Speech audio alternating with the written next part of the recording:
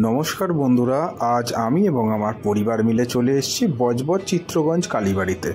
এখানে সমস্ত দেবদেবীর মূর্তি স্থাপন করা আছে, মা শারদা, রাধাকৃষ্ণ এবং এছাড়াও এখানে আরও অন্যান্য দেবদেবীর মূর্তি রয়েছে। আমরা পরস্পর আপনাকে দেখাতে থাকব। জগন্নাথ ও গোপাল মন্দির,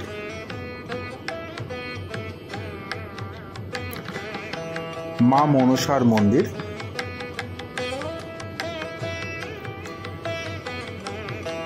এরপরে আছে নবগ্রহ মন্দির,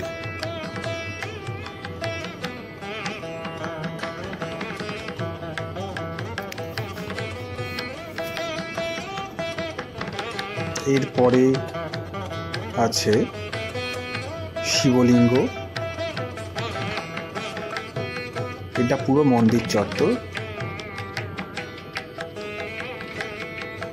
এটি পানীয় জলের ব্যবস্থা এবং মা কালী মূর্তি।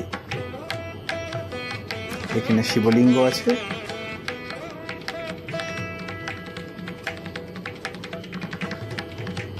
এবং শেষে সাবিত্রী এবং সত্যবানের মন্দির আছে।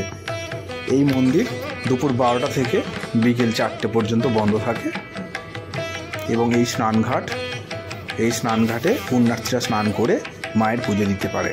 এখানে জাঁকজমক করে অনুষ্ঠান হয় প্রত্যেক দেবদেবীর পুজোতে। এটি লঞ্চ জেটি ঘাট এবং বজবজ গঙ্গা। আবার দেখা হবে নেক্সট ভিডিওতে। এখনকার মতো টাটা।